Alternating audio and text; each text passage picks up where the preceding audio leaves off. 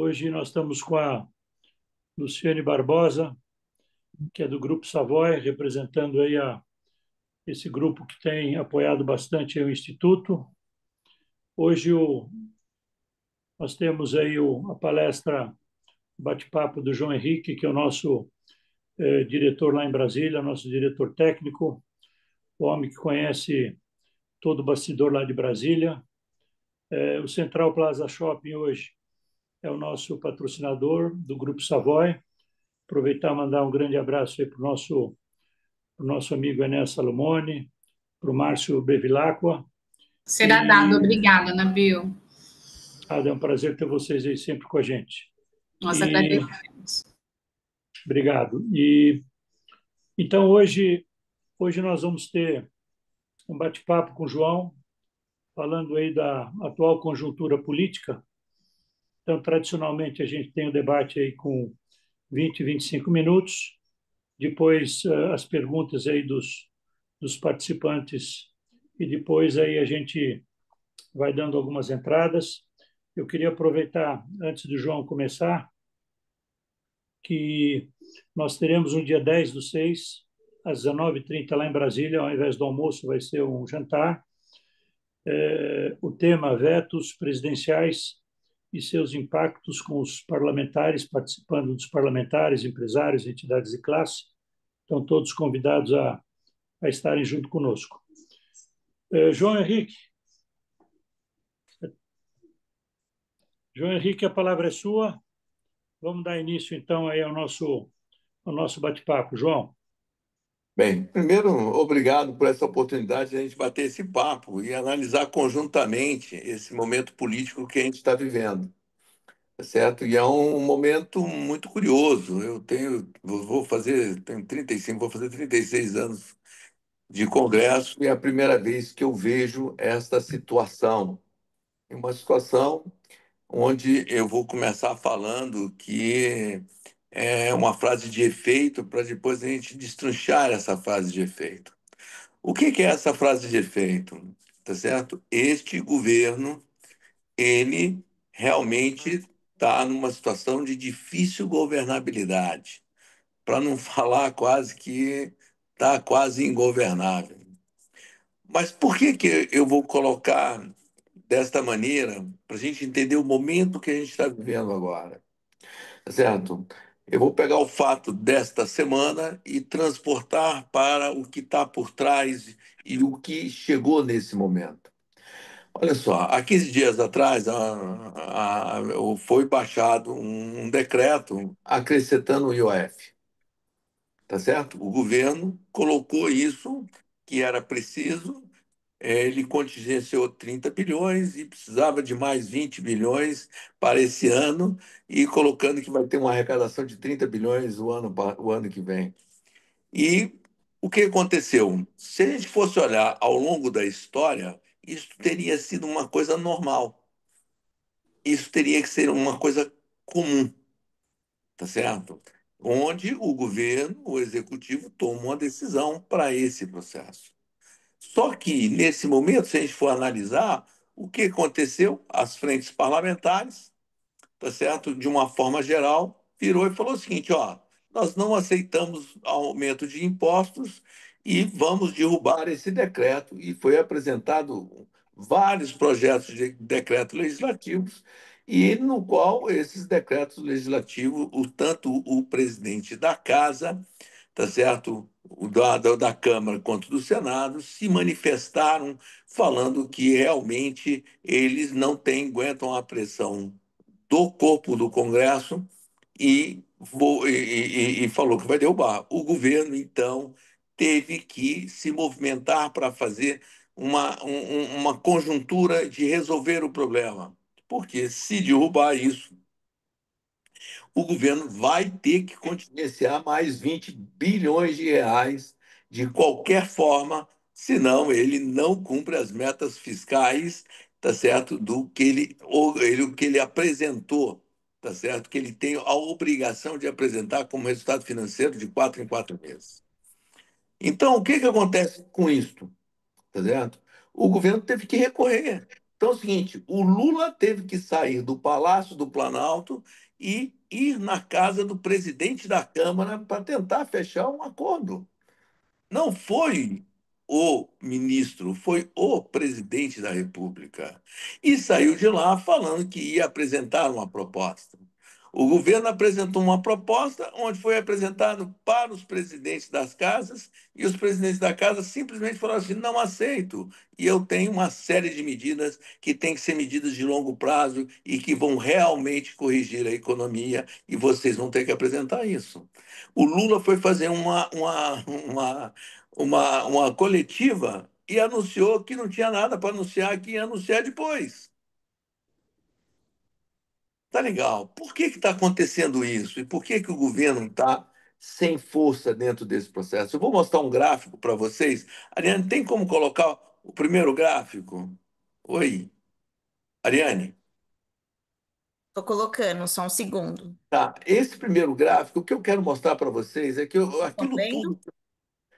Não, eu não estou vendo, não. Que esse primeiro gráfico, enquanto você tenta colocar aí, eu vou falando aqui. Esse gráfico mostra o que vem acontecendo nos últimos anos, daquilo que a gente sempre vem falando, do Ninguém tá vendo o empoderamento. gráfico? Que aqui para Oi? mim tá. Ah, Vocês já estão entrou, já conseguindo? entrou. Eu não vi. Vixe, que eu preciso saber que página que é, João. É lá no É, final? é lá no final. É um gráfico que tem amarelo, azul e verde. Eu não estou vendo, tá?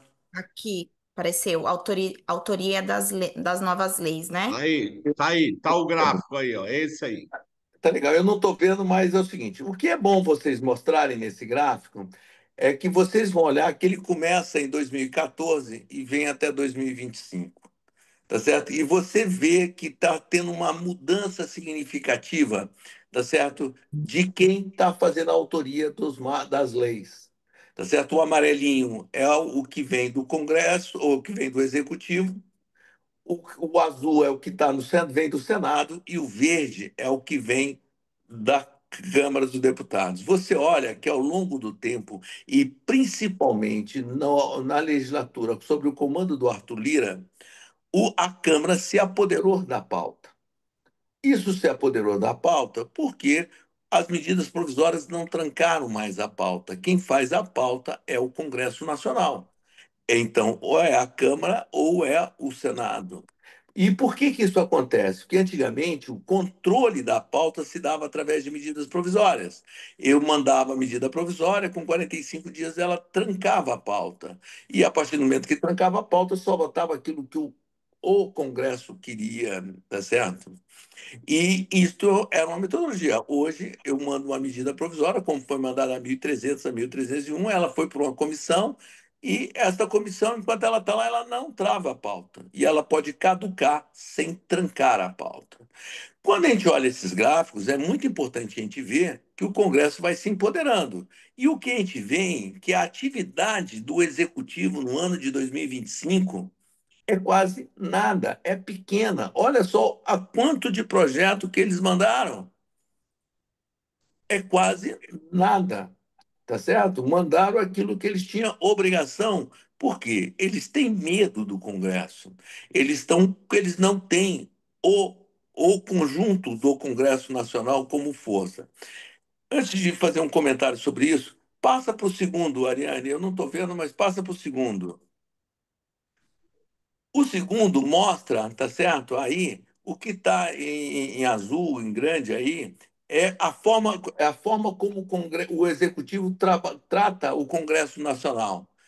A maior parte dos projetos que ele manda para virarem leis são o quê? Medidas provisórias, tá certo? Ela manda um pouco em PL, um pouco em PLP, que é o mais clarinho, e em vermelho é a PEC. Você olha aqui, toda esta relação do executivo com o legislativo é feita em forma de medida provisória. Tem época que tem mais medida provisória, na época do Covid, e aí depende da situação, como no primeiro ano do Lula, que teve muita questão orçamentária, e então ele teve muita medida provisória dentro desse processo. Mas aí mostra o último, que é o mais importante que a gente tem que olhar. Tá certo? O último mostra o que está em azul são as medidas provisórias ao longo do tempo que foram aprovadas. E em vermelho é o que caducou ou foi rejeitada. Você vê que nos últimos anos, tá certo? As medidas provisórias quase não são aprovadas, quase não são debatidas dentro desse processo. Então, a relação do executivo com o legislativo no posicionamento de propor, tá certo? Ela quase que acabou. Ela diminuiu. Ela não tem força. Agora, tá certo? Quando a gente analisa isso, a gente mostra que o executivo enfraqueceu de vez, que o executivo não tem mais o poder de antigamente, que ele vetava, que ele segurava o decreto, que ele aprovava a medida provisória, que ele impunha uma política pública ao legislativo, onde ele tinha essa força, tá certo? Então, quando a gente vê isso, esta relação, tá certo, que existia de força do executivo perante o legislativo, ela quase que se reduziu a pouquíssima posicionamento em relação a isso. Tá legal. O que que representa isso? Pode tirar, Ariane, só para a gente colocar o seguinte: olha só, quando a gente analisa isso, isso se deu por vários fatos. Os fatos das emendas, que hoje as emendas são impositivas, então um deputado federal tem 36 milhões, quase 40 milhões de emendas, um senador tem quase 70 milhões de emendas, e isso ele não deve favor nem para o seu líder, nem para o presidente da casa e muito menos para o executivo.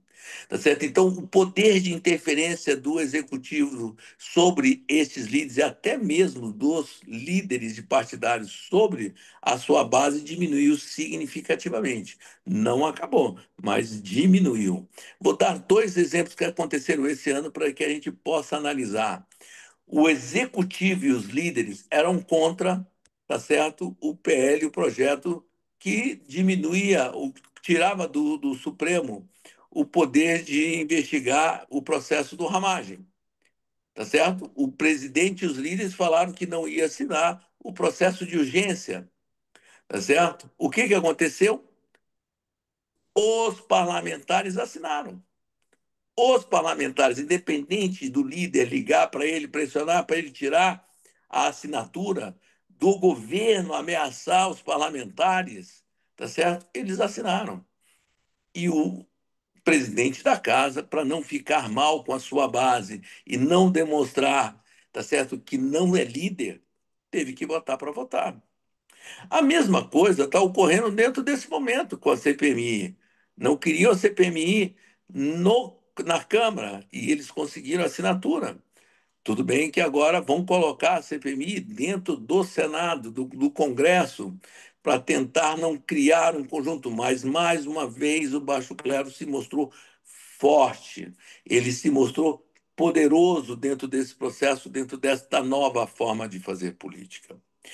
Para a gente olhar o momento atual, onde esse baixo clero não mais se ajusta ao executivo, tá certo? Não mais baixa a cabeça do executivo, a gente tem que olhar um outro problema que ocorreu e que está, nesse momento, mostrando, quando eu comecei pela análise de hoje, também vai influenciar nesse momento.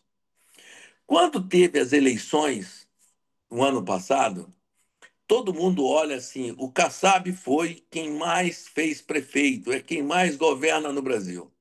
Mas a gente tem que olhar que o que dá dinheiro para o partido nos fundos partidários e nos fundos eleitorais, tá certo? O que que é? É deputado federal, são as eleições proporcionais. Tá certo? Eu posso até explicar. O fundo partidário é 1,3 bilhão por ano, 5% igual para os partidos que têm direito, 95% pelo número de deputados. O fundo eleitoral é 2% igual para todo mundo, 15% para senador, 48% para deputado federal e 35% para número de votos para deputado federal. Então, 85% do recurso que os partidos recebem é em função de voto e mandatos de deputados federais. É na proporcional. Então, se a gente analisa as últimas eleições, tá certo? Que foi para prefeitos e vereadores, vamos olhar para prefeito, ou para vereador, não para prefeito. tá certo? Você sabe qual foi a posição do PT em número de votos para vereador? O sétimo partido. Você sabe qual foi o PL? O quinto partido. Eu, como deputado federal que quero me eleger, eu, como senador que eu quero me eleger, o Lula, o presidente, ele conseguiu trazer votos, ele conseguiu transferir votos para o deputado, o vereador, não, ele vai transferir voto para o deputado federal ou para o deputado estadual? Ninguém acredita nisso. Quando ele viu esse número, ele ficou preocupado. E aí ele antecipou as eleições. E ele começou a querer negociar com o Congresso Nacional ao apoio a ele para as eleições de 2026. E a primeira coisa que ele propôs foi uma reforma ministerial. E por que essa reforma ministerial não saiu até hoje? Porque os partidos não quiseram indicar nomes. Ele foi para a imprensa e falou que o Arthur Lira ia ser ministro da Agricultura. Ele foi para a imprensa e falou que o Marcos Pereira ia ser ministro da Indústria e Comércio. Ele falou que os grandes nomes dos partidos estavam aceitando. Nada disso aconteceu. Por uma conjuntura, a gente teve um fato histórico, tá certo? Que foi muito importante da gente analisar, onde foi dado um cargo para um líder do União. E ele, sem ser nomeado, recusou o cargo por ofício. Ele não quis ser ministro, ele não quis colar a sua imagem com o presidente da República. Com isso, a gente começa a ver que os partidos começam a se isolar. Vou só dar um outro caso, só para vocês terem uma ideia. O Lula foi jantar na casa do Hugo Mota, tá certo? Numa reunião com os líderes, com um grupo de deputados. Alguém viu alguma foto do Lula do lado dos parlamentares neste almoço nas redes sociais, nesse jantar? Ninguém quer tirar foto com ele. E isto começou a ficar preocupante dentro do momento político que a gente está vendo e que está mostrando cada momento esta distância maior e a dificuldade de governabilidade. Para ir complicando mais a situação do momento político, tá certo? Nós vamos colocar o seguinte: o Lula antecipou as eleições querendo que todo mundo apoiasse ele. E, de repente, começou a antecipar as eleições. Se a gente pegar nas eleições de 2022, a discussão sobre federação, agrupamento de partidos para formar as nominatas, principalmente para deputados e vereadores e deputados estaduais, tá certo? Começaram a acontecer no último momento, aconteceram em maio, tá certo? Em maio do último ano, junho, foi tudo muito em cima da hora. Esse ano já começou. Um ano e meio antes das eleições já foi feita a primeira federação. Uma federação que é muito importante e que a gente não pode jogar para fora. Porque é o seguinte, o PL tem 980 milhões de reais para fazer a campanha. Com esta fusão do PP e do União, esse time vai ter mais de 1 bilhão. E isto é muito importante se a gente for pensar em termos de gasto de campanha. Se esses dois partidos fossem separados, eles teriam que lançar 1.080 candidatos a deputados federais e fazer os mesmos 130, 140 parlamentares que eles querem eleger, ou 120. Porque ele já tem um time que tem uma quantidade de votos, se somar desses votos, ou nas duas legendas, ou nas legendas conjuntas, eles vão eleger a quantidade, podendo eleger até mais candidatos. Só que tem uma diferença: eles juntos, eles vão precisar lançar somente 540. A eleição vai ficar mais barata ou mais cara? Muito mais barata. Numa média de um deputado, o que se pode gastar por um deputado varia de estado para estado. Na média, dá 1 milhão de reais por deputado federal. Tá certo? Se eu gasto 1 milhão por candidato federal, eu vou gastar 540 milhões. Vai me sobrar 500 milhões para investir em senador, em governador, tá certo? Em presidente da República. Então, quer dizer, você forma isso. O presidente desta federação, ele foi a público numa entrevista no Globo e falou o seguinte: o PT olha para o seu umbigo e fecha só em si mesmo. Nós precisamos de um grupo maior. E eu me coloco como Ancelotti para montar um novo time para o futuro do Brasil. Ele está no barco do Lula? Ele está olhando esse processo? Não. Olha só, um outro grupo também já está estudando a federação. Dizem que está em estágio avançado, que é o MDB e o Republicanos. Vai para mais de 800 milhões, tá certo, de dinheiro para a campanha.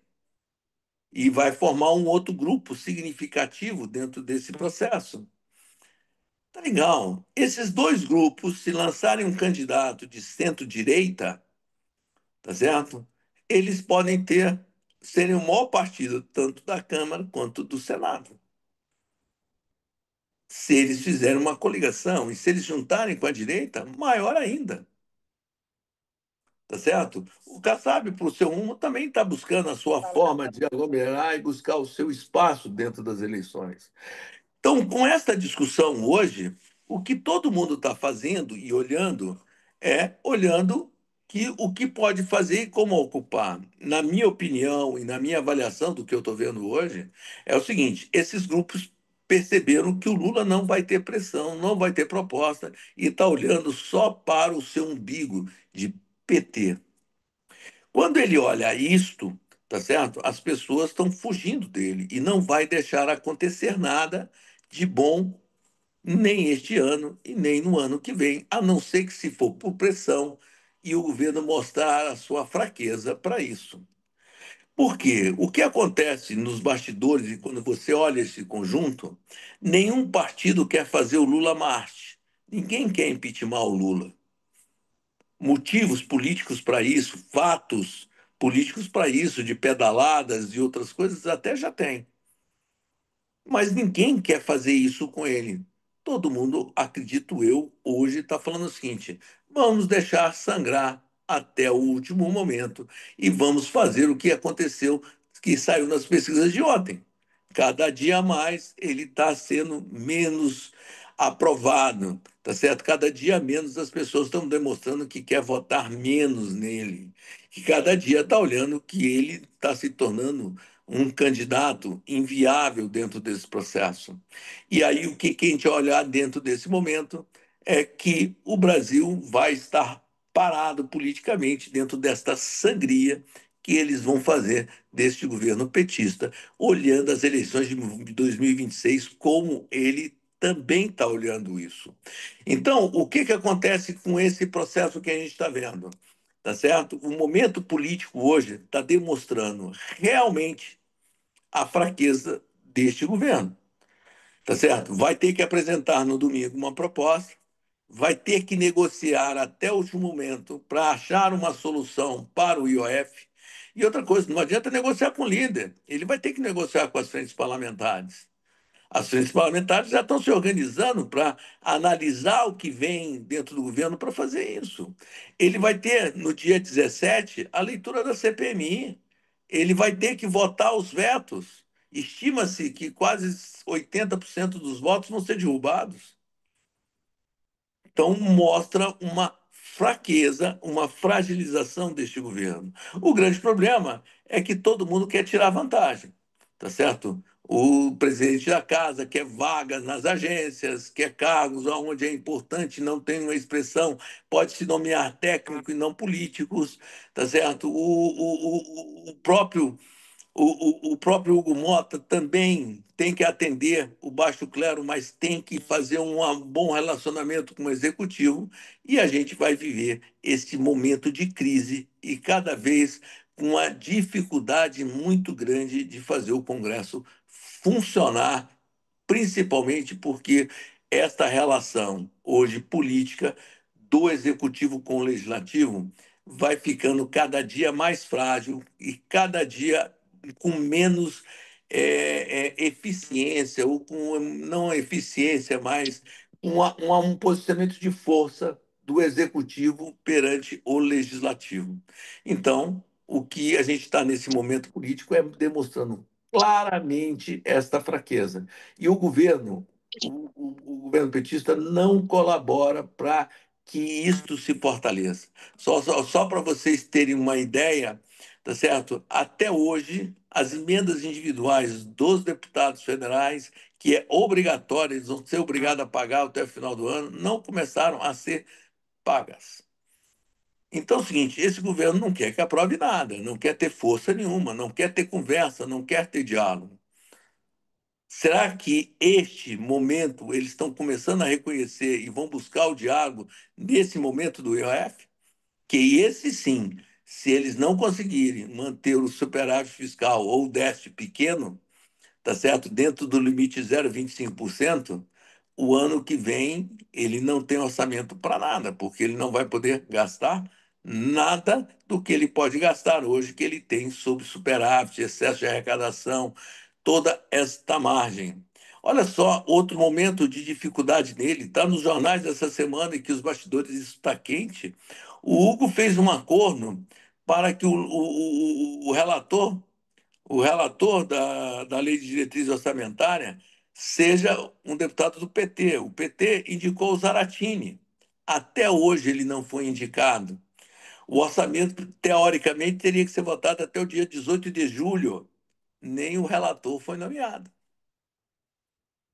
Porque o governo não consegue se impor dentro do Congresso. Então, esse momento político hoje, ele está dentro dessa nova realidade, de como que a gente vai sobreviver a isso.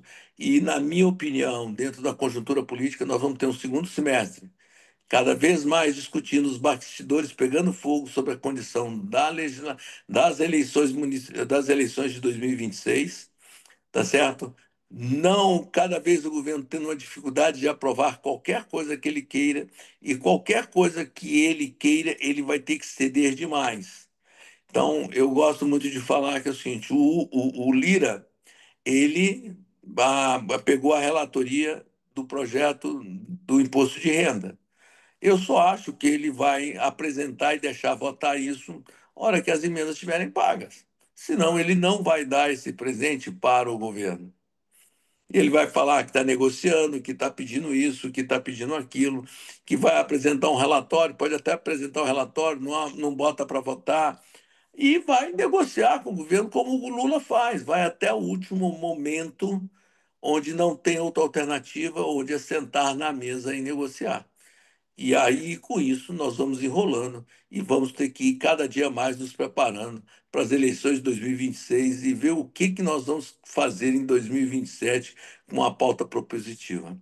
Então, eu acho que esta é a conjuntura política do momento, tá certo? Onde a gente vê esse enfraquecimento, o poder, um novo tipo de relacionamento e onde as pessoas estão pensando nas eleições de 2026. Estou aí para Obrigado, qualquer pergunta. obrigado, João, pela apresentação, sempre pontual, sempre importante aqui para os nossos amigos que estão participando aí do debate de hoje. E, João, eu recebi aqui do Alberto Saraiva, que é o presidente fundador do Grupo Habibs, perguntando qual é a chance em percentual de as frentes parlamentares derrubarem aí o IOF, que está deixando aí a sociedade aí muito, os empresários principalmente, muito preocupados com essa loucura demais, essa taxação. Eu acho que a probabilidade de roubar o IOF é quase que total. Tá certo? Vamos ver o que, que o governo vem propondo de coisas novas, tá certo? Mas eu acho que a probabilidade de roubar hoje ela é forte. Hoje, para vocês terem ideia, teve uma reunião, uma conversa por telefone dos frentes o presidente das frentes com o Hugo Mota, onde os presidentes da frente viram o seguinte: ó, não adianta você negociar com o governo se você não apresentar para a gente, porque tecnicamente nós vamos debater e vamos nos posicionar perante isso. Então, eu acho que a possibilidade do IOF, do jeito que está, continuar, tá certo? É quase muito próximo a zero. Bom, o Felipe Cabral quer fazer uma pergunta. Felipe, aproveita aí o João. Obrigado, Nabil. Boa noite, pessoal. Boa noite, Castilho. Boa noite, João Henrique. João, só primeiro parabéns pela explanação. O pessoal, aqui é Felipe Cabral, eu sou da Brasca, aqui em Brasília. Pegando um pouco do gancho, João, dessa sua última parte aí da sua explanação, do ponto de vista de calendário, né, e do ponto de vista também da antecipação aí dos cenários, né, o governo parece estar tendo bastante dificuldade essa semana, ficou muito nítido isso. E você mencionou essa articulação aí da tentativa de aprovação dos PDLs para assustar o IOF e também dessa movimentação de domingo aí dessa reunião que vai acontecer em Brasília com os líderes para o governo apresentar aí o pacote aí o pacotaço aí de PL, MP, PEC, enfim, a gente não sabe direito o que que vai vir. Você acha que isso, João, diante de um cenário que a gente acompanhou no primeiro semestre, a gente já está em 5 de junho, né? A gente sabe que foi um semestre, do ponto de vista de produção legislativa, extremamente pífio, muitas sessões remotas, muita ausência de parlamentares aí, muitas missões oficiais, tanto na Câmara quanto no Senado. Essa semana mesmo foi uma semana natimorta do ponto de vista de produção. E a gente tem outras semanas aí para terminar o semestre e festa junina no meio aí. Então, você acha que tem chance ainda de o governo tentar impor aí uma pauta, eu não vou dizer uma pauta positiva, porque eu acho que nessa altura do campeonato as pautas elas precisam ser ao menos propositivas. Você acha que isso é um ato assim relevante ou você acha que o governo vai ter ainda algum tipo de espaço, algum tipo de iniciativa para o segundo semestre para tentar fazer com que a pauta seja menos do poder legislativo, mas mais imposta pelo executivo? Eu não sei se eu fui muito claro, João, porque eu fiz uma explanação a introdução muito grande. Mas eu queria ver tua temperatura mesmo em relação a isso, os próximos passos aí diante de um semestre que acabou. Olha só, por exemplo, a gente vai ter a semana que vem, tá certo? Uma semana normal, que eu acho que vai ser uma semana cheia. Depois nós temos um feriado numa quinta-feira, que vai ser uma semana curta, onde já tem uma pauta pré-fixada, que é a leitura da CPMI e os vetos. Depois nós temos festa junina, e que em Brasília vai ficar bastante esvaziado. E aí entra julho, que tem mais 2 semanas e meia, 2 semanas de votação, e que eu acho que tudo isso vai ser muito esvaziado, onde vão voltar pautas específicas, tá certo? E que tem algum tipo de acordo com muito pouca pressão do governo, a não ser que seja uma coisa muito importante e que possa ter consenso. Olha só, pode ter pauta como licenciamento ambiental na Câmara, tá certo? Pode ter pauta como devedor contumaz, pode ter pauta como os jogos no Senado, que são pautas onde o governo, tá certo? Não, até não querem que vote isso, mas não tem como segurar. Então, eu acredito que a influência do executivo na pauta do Congresso, tanto no primeiro quanto no segundo semestre, tá certo? Eu acho que é muito pequena, e principalmente porque cada dia mais isso poderia modificar, mas o que acontece é que cada dia mais os partidos do centro estão ficando cada dia mais longe do apoio ao presidente Lula para as eleições. E quanto mais longe ficar esses partidos, tá certo, para as eleições do presidente, tá certo, menos poder de pressão e menos aproximação o Congresso vai ter do presidente e do PT, e principalmente da esquerda. Com isso, o que que acontece? Aquilo que eu falei, ninguém vai querer colocar nada de bom para ser votado e aprovado e que possa ter reflexo nas eleições, a não ser aquilo que o discurso não grude no PT. Então, para você ter uma ideia, o que saiu nos bastidores é que o pessoal está querendo que seja a desvinculação, tá certo? Das receitas de educação, saúde, salário mínimo, esteja na proposta do governo. Quer dizer, isso é uma proposta de campanha. O governo vai propor uma coisa que foi contra a proposta de campanha dele. E isso é uma das exigências que está na pauta. Tá legal? Então, o que que acontece com isso? Eu não acredito que vai melhorar no segundo semestre e que vai melhorar o ano que vem. A pauta vai continuar na mão da pressão da sociedade, tá certo? Diante da necessidade que se vai fazer, principalmente sobre o baixo clero, que vai pressionar os líderes. Ou os líderes vão ter que ter uma pauta próxima deles, tá certo? Que ele possa negociar com o baixo clero e pressionar o executivo.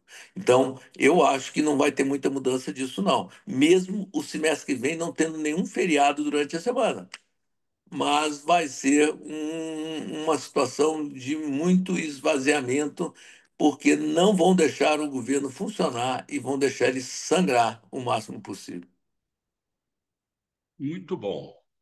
Obrigado, Felipe. Obrigado, João. Eu queria passar a palavra para o Rubem. Rubem, bola é sua. Quem quiser fazer pergunta, nós temos aqui um compromisso de até umas 19 horas, mas quem quiser fazer a pergunta, levanta a mãozinha, eu vou encaixando.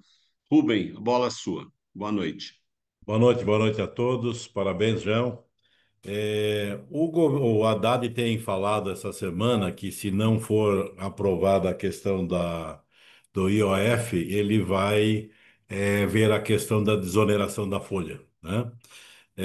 Na realidade, a desoneração foi aprovada no ano passado, está escalonada, e o Zanin pediu para o Congresso ver as questões de compensação.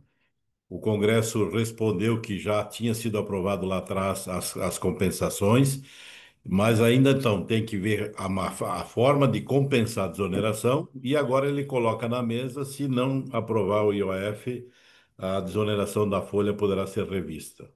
E isso será um desgaste bastante importante nesse momento em que a economia já começa a dar alguns tropeços, né, alguns setores, e poderá haver um desemprego bastante importante em alguns setores do têxtil, calçados, etc. Como é que tu vê esse argumento, essa pressão do Haddad para cima do Congresso numa pauta que o Congresso que aprovou a desoneração? Tu acha que o Congresso cederia o IOF pela desoneração? Eu acho que não, tá certo? E outra coisa, o Haddad mais uma vez está querendo pressionar onde não tem força. Ele vai precisar do Congresso para aprovar isso. E ele tem força para pressionar o Congresso? Não. Tá certo? Como é que ele vai negociar e o baixo clero, toda a pressão da sociedade, toda a pressão que se vai fazer nas frentes parlamentares, no discurso da mídia? Quem vai ganhar isso? Eu acho difícil eles fazerem isso. Isso é simplesmente uma pressão de ameaçar para a gente poder não enfrentar. Eu, sinceramente, acho difícil. E eu acho que esse argumento, viu, Rubem, que ele está colocando é um verdadeiro absurdo. Vamos pegar a medida provisória 1301 que ele publicou a semana passada? Olha a exposição de motivo que ele coloca, que ele vai dar uma. Agora me falhou aqui. Mas é o seguinte: ele está falando que vai dar uma desoneração, um impacto lá do especialista, né, do médico especialista, que ele não vai ter nenhuma desoneração e que os anos que vêm pode ter uma desoneração de 2 bilhões, que ele não está dando compensação nenhuma, mas que isso vai ser no ganho de receitas. Qual é a diferença disso para a desoneração da folha, que foi dado o imposto de importação para compensar a desoneração da folha? Qual é a coerência desse governo? Será que ele sustenta um debate como esse? Será que tem coerência dele com esse processo?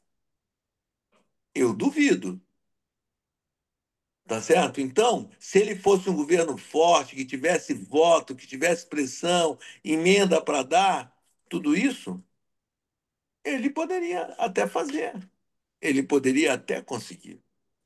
Certo? Mas eu acho muito difícil a questão da desoneração da folha neste momento. Não vou falar que é impossível, que política tudo é possível, mas que eu, pelo que eu sinto nos bastidores e a forma como a gente pode pressionar através das frentes parlamentares, tá certo? Eu acho muito difícil o governo ter esse tamanho de êxito e usar isso como uma forma de pressão. Sinceramente, acho extremamente difícil, tá certo? Porque o governo vai ter que ser mais inteligente e ele vai ter que buscar coerência. Se eu pegar a 1301, que é o mais especialista, ele está dando subvenção até 2 bilhões. Aonde está essa contrapartida do mesmo feito que foi feito da desoneração? Quando foi feita a desoneração, foi aumentado o imposto de importação para compensar essa desoneração. Isso não vale? Ou não compromete, não é o tanto que foi viável? É uma outra discussão. Mas ele falar que não teve, isso não vale. Perfeito. Obrigado, João. Obrigado, Rubem. Obrigado, João. Marum. João, o partido tem. O PT é um partido muito complicado e eles estão acuados. O presidente está acuado, o partido todo está acuado. Você não acha que eles podem fazer alguma malvadeza que vai repercutir para 2027, 2028? Porque, por exemplo, quando teve o caso lá do Mais Médicos, a gente fez uma resistência enorme para aquilo e tudo, foi para a rua, fez o enterro do Padilha e tudo, e no meio do projeto tinha lá um jabuti que é abertura indiscriminada de faculdade de medicina. Eles têm essa prática. Você acha que eles podem fazer alguma malvadeza baseada em decretos ou coisa assim, que repercuta adiante? Hoje, o decreto, se você. Isso, quando eles fizeram mais médico, eles tinham as emendas na mão. Hoje eles não têm. Eles tinham que dar em troca na mão dentro desse processo. Eles tinham a possibilidade de ganhar as eleições e as pessoas precisavam da transferência de voto, tá certo? Era uma condição política diferente. Olha só, o PT hoje está tendo uma série de coisas. Vou te dar um exemplo da questão trabalhista. Trabalha aos domingos, tá certo? Ele prorroga, mas ele não bota em efetivação o decreto.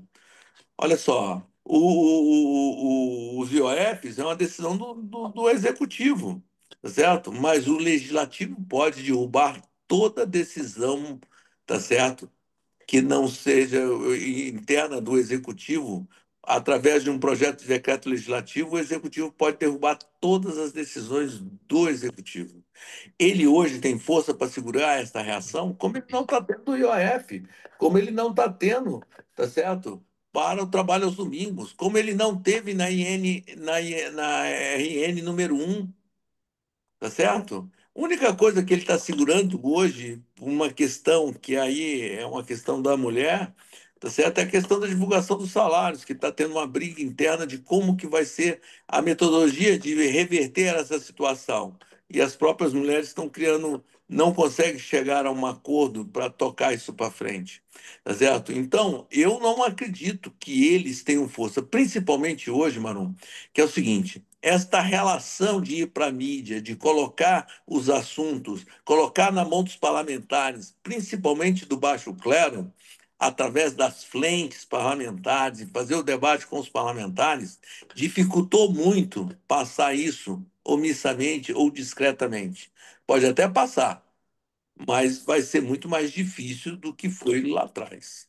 Mas eu, sinceramente, acredito que hoje, com mesmo o presidente da casa e o senador, o Hugo e o senador Davi, querendo amenizar as coisas, eles vão ter dificuldade de colocar qualquer coisa dessas para frente. Outra coisa, e se colocarem, a probabilidade de viralizar e ter vídeo do Nicolas é daqui para ali. Que bom, né? Exatamente. Muito bom. Obrigado, obrigado, Marum.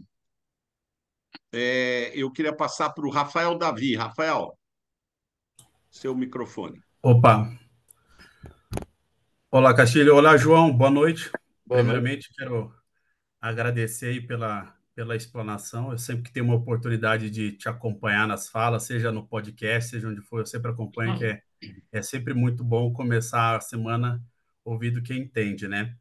E eu trabalho com relações governamentais, sou advogado, trabalho principalmente no terceiro setor e área hospitalar, né?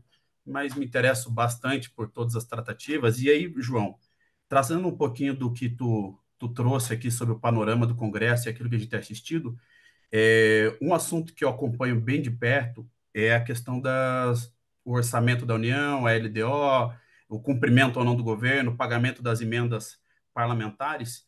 E aí a minha pergunta para ti seria mais no seguinte sentido: o que a gente pode esperar do Congresso, assim, num desenho, no que está se desenhando já desde... nós estamos com um problema em relação ao orçamento já desde o ano passado. O governo promete, faz essa jogadinha casada com o STF, não segura, tranca, solta, diz que não solta.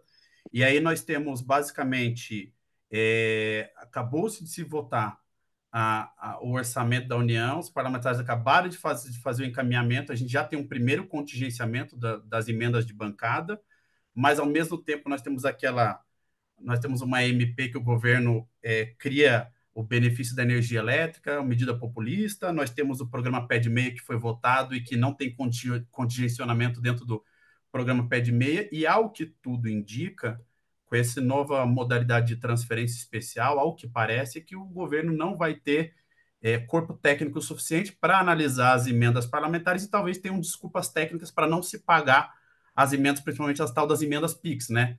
O que todo mundo acha, na verdade, é que não tem nem recurso para isso. E aí a minha pergunta é nesse sentido: o que a gente pode esperar? O Congresso, será que não está muito apático ao ponto de que nós já estamos na metade do ano, daqui a pouco já estamos discutindo novamente o orçamento do próximo ano?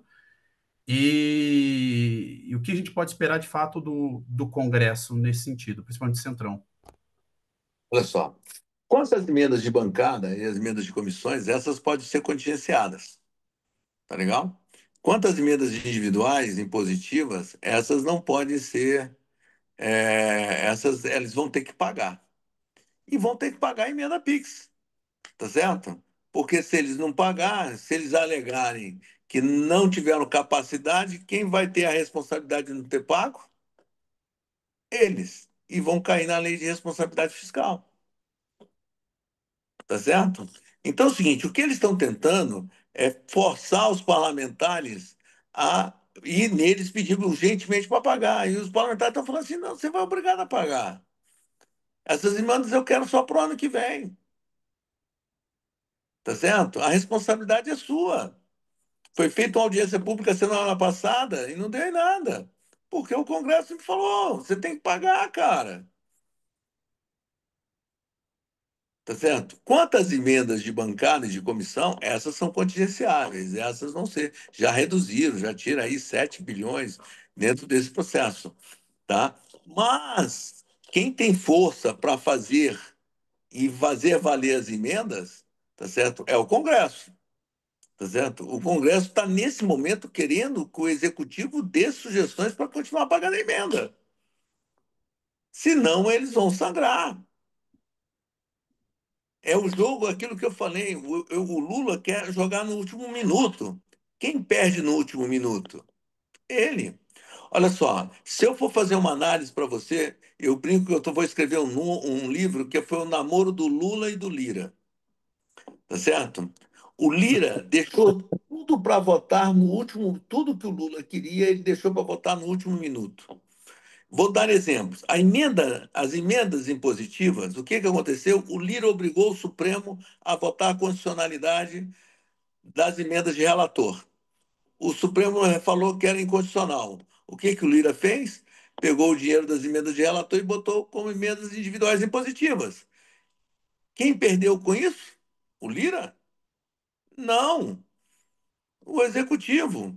O governo fez uma medida provisória reestruturando o governo, criando novos ministérios. Foi votado na última semana. O Lira voltou com a Funasa, acabou com isso, acabou com aquilo, tá certo? E o governo teve que ceder tudo que os líderes queriam. Concorda comigo? O Lira cedeu o voto do CARF. Era um projeto de lei de 12 artigos. Ele acabou com 48. Olha o que tem nos outros. Há 36 artigos que tem lá. Nada que o governo queria. Tá certo?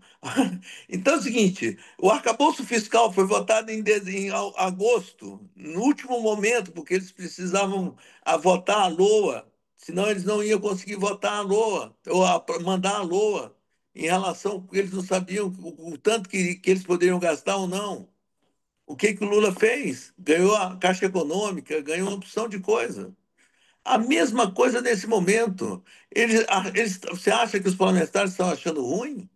Na minha opinião, não estão, porque quanto mais ficar apertado, sabe quem vai ter que cumprir e ter que custar mais caro? Vai custar mais caro para o executivo. tá certo? E eles vão ganhar mais força porque o poder final está na mão deles, tá certo? Olha só, será que o Zaratini vai ser o relator da LDO? Ele não dando as emendas? Tem que ser votado,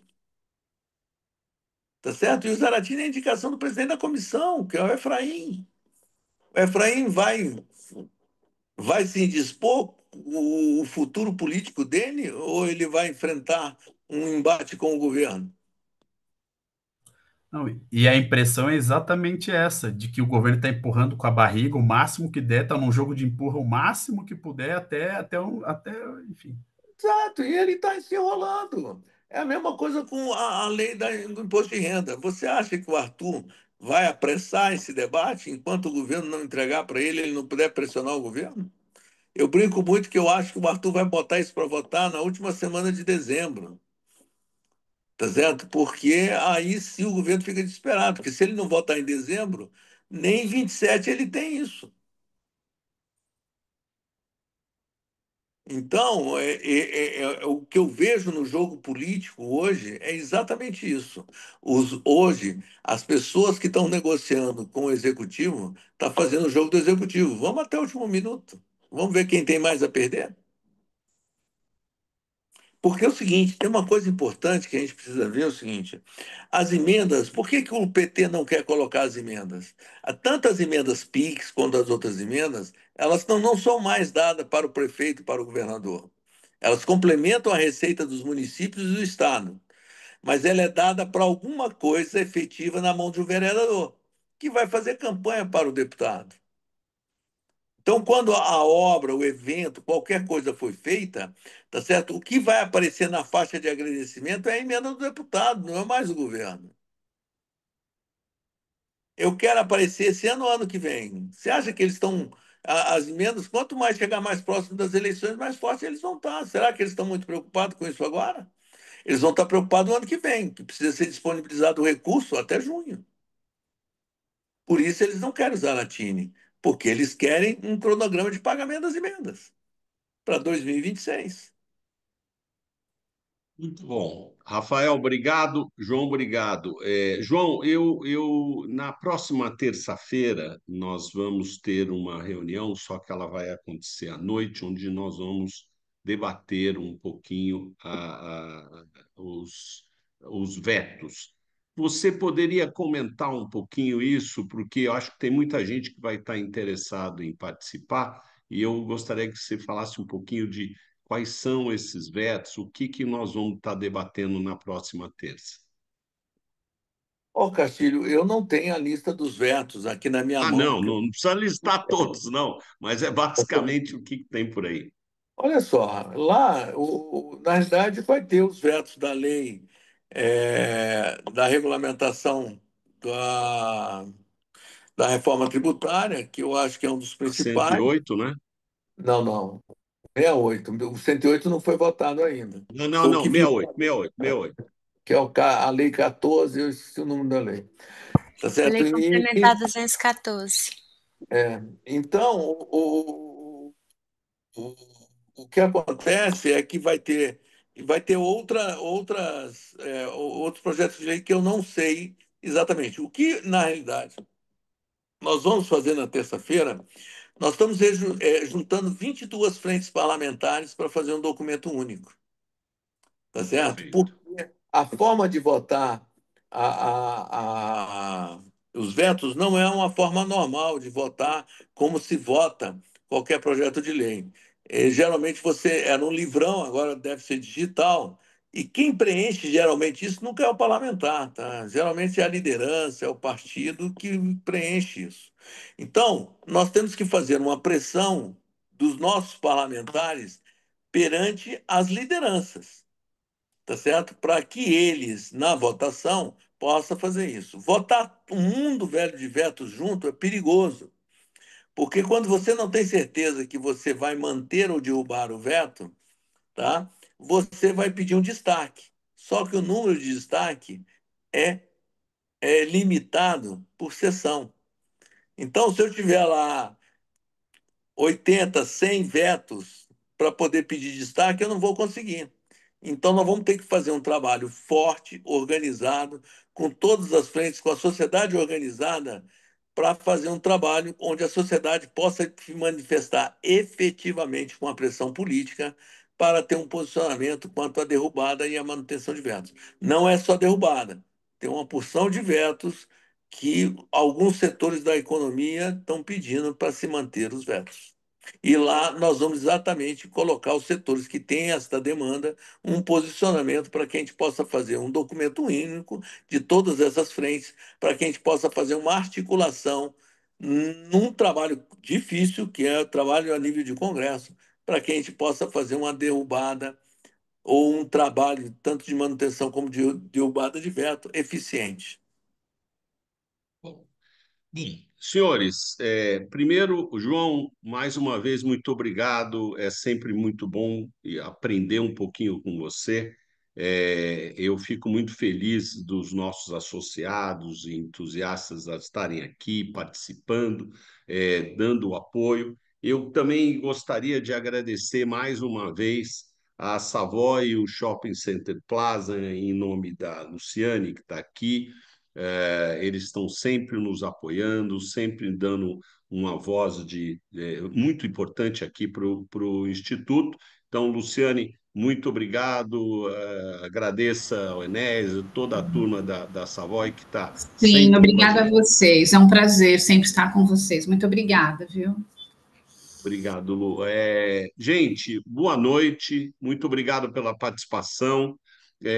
Nos vemos em Brasília na segunda-feira, aqueles que forem, ou terça. E, Felipe, capricha aí também, acompanha aí, vai mandando notícia. João, equipe, obrigado, gente. Uma ótima noite para todos. Obrigado aí, uma noite Muito pela bom.